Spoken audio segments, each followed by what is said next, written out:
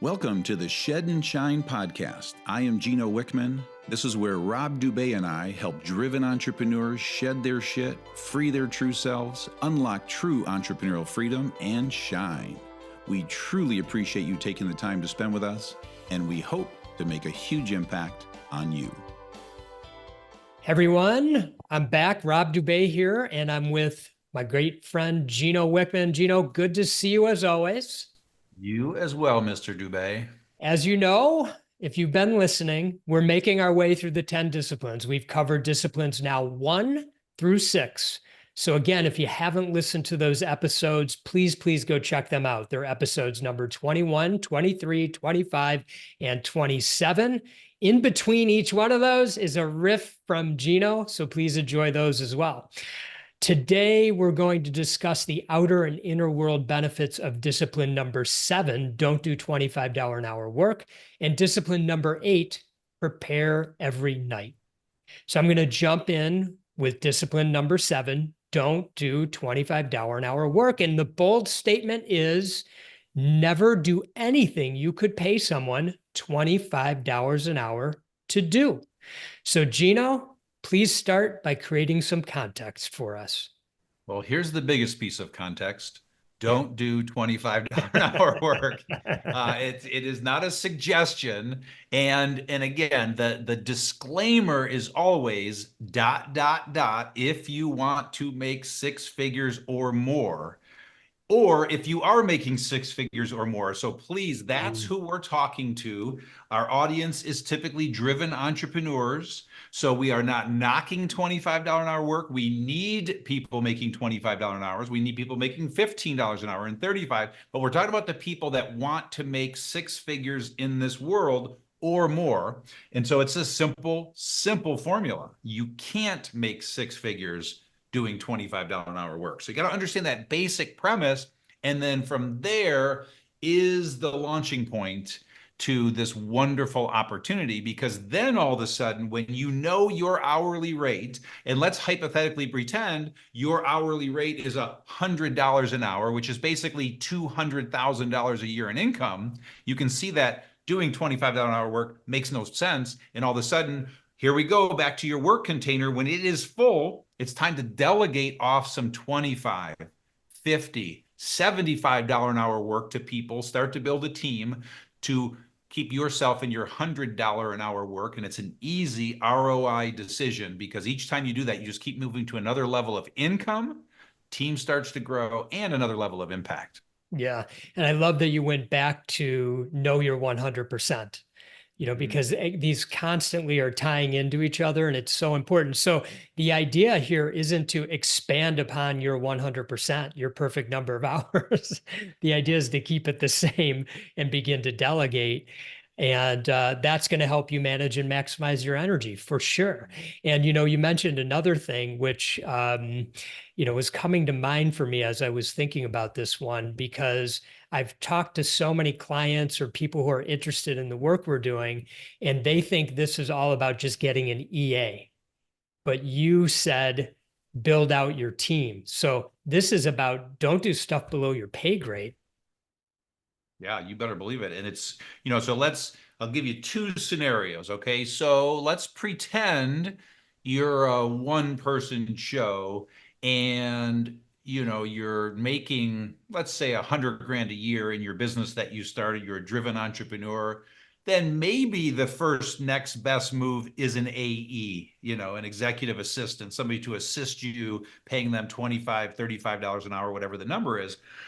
But now let's shoot forward to your 100-person organization you're going to have someday, or you currently do right now. And let's pretend you're making $1 million a year. And I can't do the math fast enough, so help me out if you can. But I believe that's $1,000 an hour. I'm trying to do the fast math. No, I think it's $500 an hour. So $500 an hour, you're making $1 million a year. Well, rule of thumb, you probably have some $200 an hour executives around you on your leadership team. And so it's just simple math. So as the organization grows, you are bringing on higher caliber people to take on higher caliber work to free you up to another level of impact. Again, Yep. keeping you in your sweet spot, getting rid of the stuff that isn't. And so that's where a company grows. That's where you're building a team. And so again, you get to a point where you are delegating way beyond $25 an hour work. And Yeah. that's the beauty and that's the opportunity. So you started doing this very early on in your career, and I'm wondering what was the outer world impact that you noticed and that you continue to notice? Yeah, well, I'll start with how I learned it. So it was actually my dad's business partner who said to me when I was selling real estate, and he was my real estate sales trainer. I was going through that program. He said to me, "Don't ever cut your own lawn." It's so simple. And I had literally just bought my first house. I was in that house for a couple months. I had cut my lawn a few times, hated every minute of it, loved the first two. Then it started getting really old. But when he said that to me, he didn't say don't do $25 an hour work, but he made that point that why would I go cut my lawn when I can go pay somebody to cut that lawn? At the time it was 20 bucks. So let's call it 25 bucks. And I could go sell another house, and make a one, two, three, $4,000 commission. It was like a light bulb moment. And from 23 on, I never looked back. And so I had my first assistant at age 23, and she elevated me to spend all my time focusing, selling, building my business. Ah, And I just took off from there. So then you asked about energy, because I want to kind of put this in a catch-all, because that's how I learned it. I hope you all out there have that light bulb moment, because it's so clear, so simple math. And then again, like we said a minute ago, tying it to your work capacity, knowing you're 100%, just get rid of anything in that capacity that's $25 an hour work, and your income will go up, your impact will go up. But now you're asking about energy. It's a no-brainer. Cutting my lawn zaps my energy. Doing handy stuff around the house zaps my energy. Going to these business activities, doing administrative work zaps my energy. And so this is really about energy management. So let's take any dollar amount out of this conversation and let's just call it low energy work. So don't do low energy work. So delegate, remove from your life all low energy work. Now, some people love cutting their lawn. I have friends that's their meditation every week on Sunday, riding or pushing that mower. It's therapeutic for them. Amen and hallelujah. Don't stop doing that. You're getting energy from that. But for me, it just absolutely zaps it. And so it's paying attention to everything you're doing and just being really honest about that drains my energy, that builds my energy, simple math. And you're just going to find that the high energy stuff, most of it is also high income, high impact kind of work as yeah, well. yeah. Thinking about the inner world benefit, I always think about, like, why would you do something below your pay grade? And, the inner world benefit here is, if you so choose, you get to go inside. I always like to think driven entrepreneurs, a lot of the clients that we work with, there's a certain aspect of control, letting go. That might be you listening. Just can you let go?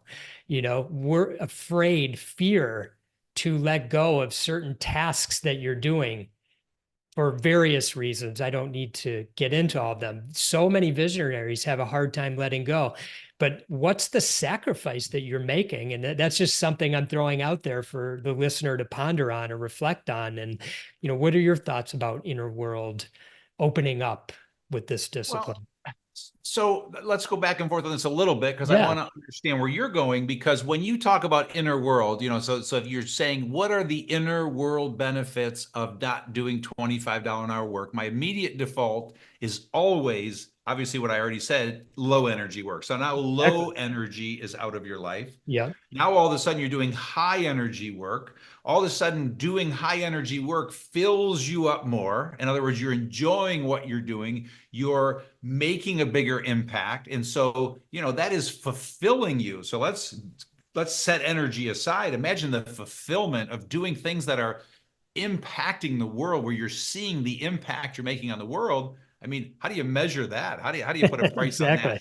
that? And so it helped me. So re-ask your question or re-say what you're saying, because you're teaching me something in that question, or what you're saying ties to one of those two things. Yeah, it does. It does. And I think, it's just bringing awareness. Like when your mind is clear, when you're not having to be bogged down in that type of work, and you have that a little bit of time and clear mind, you start to notice things in a different way. And one of the things I was just throwing out for the listener was to think about control, because that is often the thing that I'm noticing when working with our clients that they have trouble with. They don't initially realize it, but it circles to that. There's something deeper going on. And I'm bringing into this a little bit deeper of a conversation that maybe control is part of it. Yeah, and I like the going back and forth here, like I suggested, because, like I said, I might be learning something here, because the other place my mind goes when I hear you say that is, we have to make an assumption that, the student out there, the client, the reader, the person doing this, they know they're 100% and they know how to fill that work capacity ball. And so that's full. So with that being full, all that time is being spent working. So that's still going on. And so when you talk about creating space, I don't know if that's creating space. Again, you're filling that space with more high impact, high energy work. But what comes to me when you say that, that's profound and interesting, is number one, going to your point about control. Some people won't let go of the $25 an hour work thing because they feel like they're the only one that can do it, Yeah. or they don't feel they can teach someone, or they don't want to spend the time doing it. So all of a sudden there's a control piece.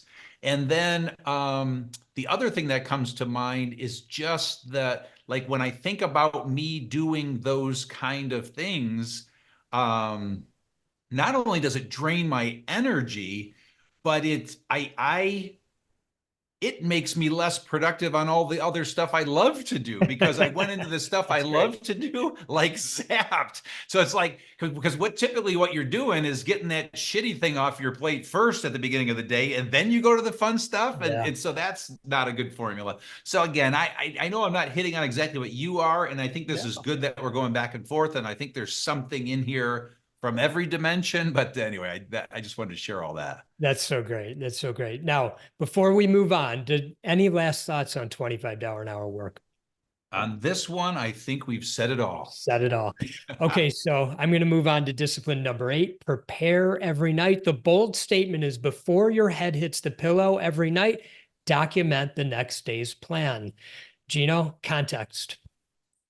You bet. And you prompted something there. So I just was jotting that down. So the context is really simple on this one. And that is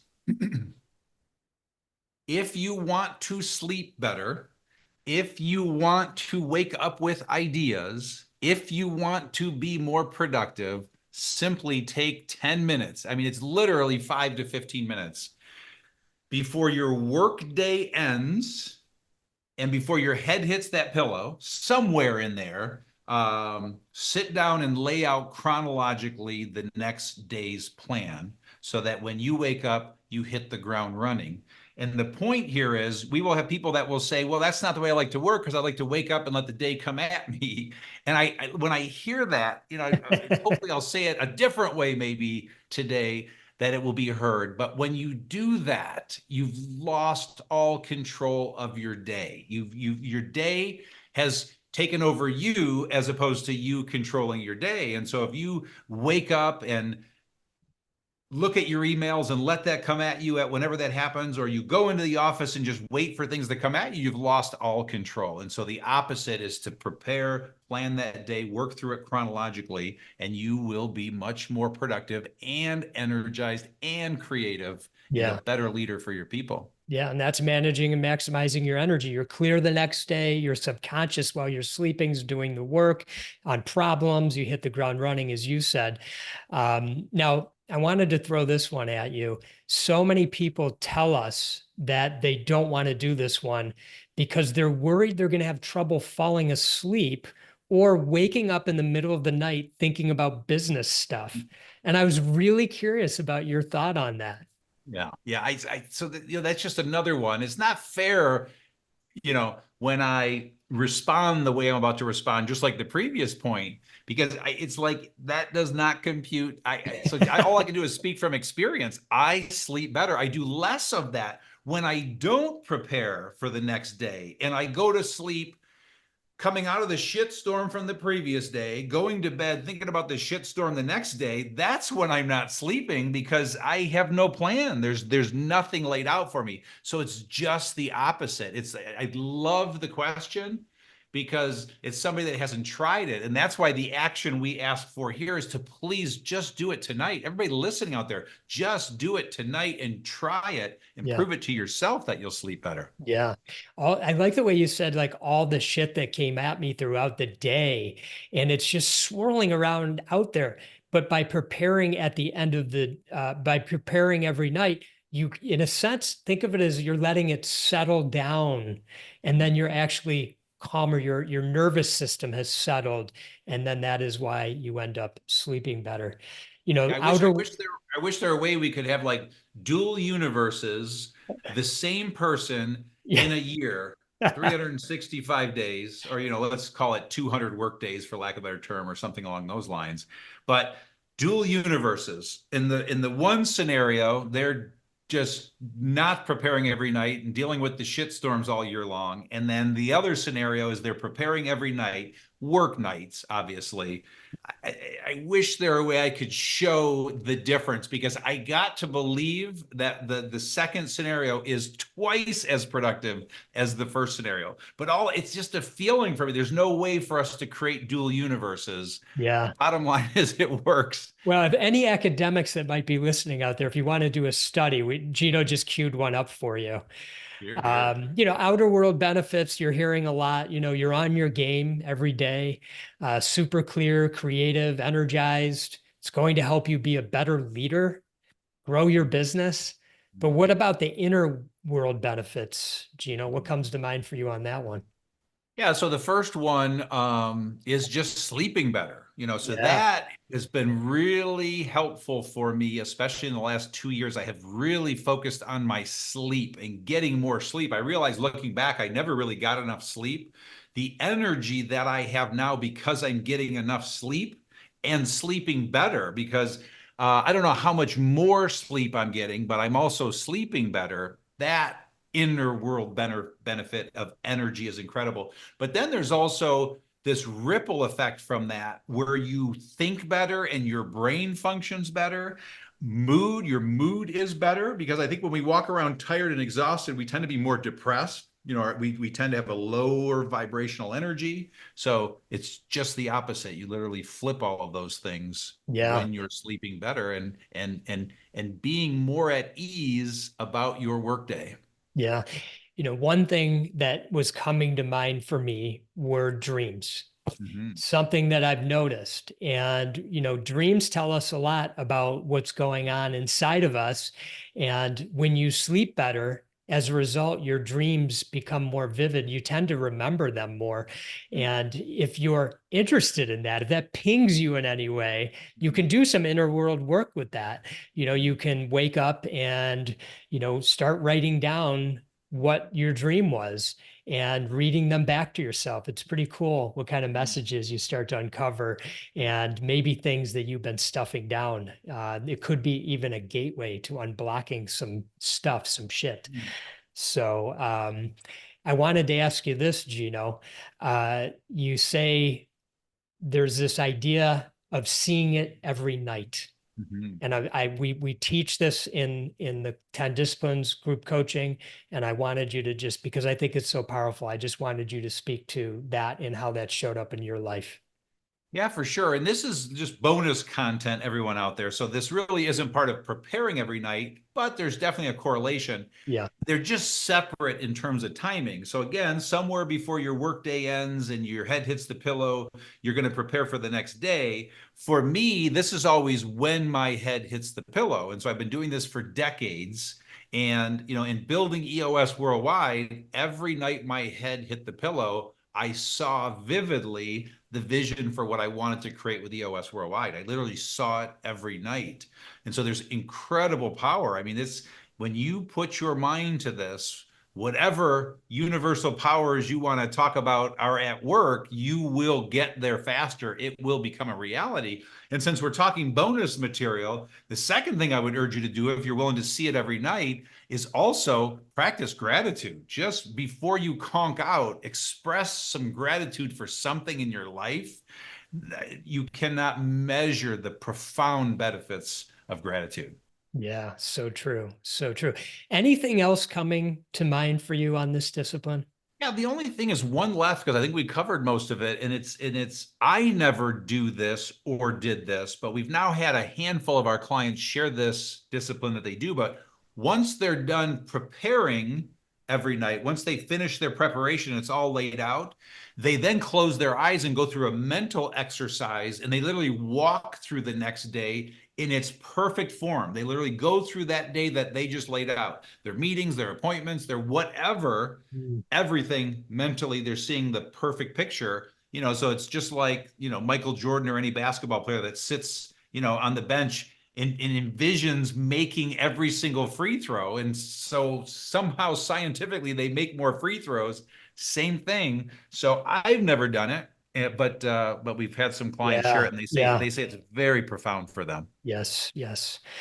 All right, Gino, we're out of time. As always, thanks so much. It was great to see you, and I'll see you next time.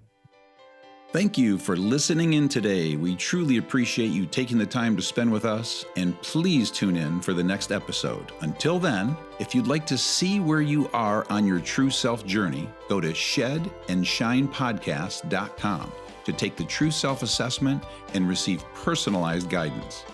If you're all ready to begin your inner world journey with Rob and myself, please join us for the next round of the 10 Disciplines Group Coaching Program. We wish you all the best in freeing your true self. Stay focused, and much love.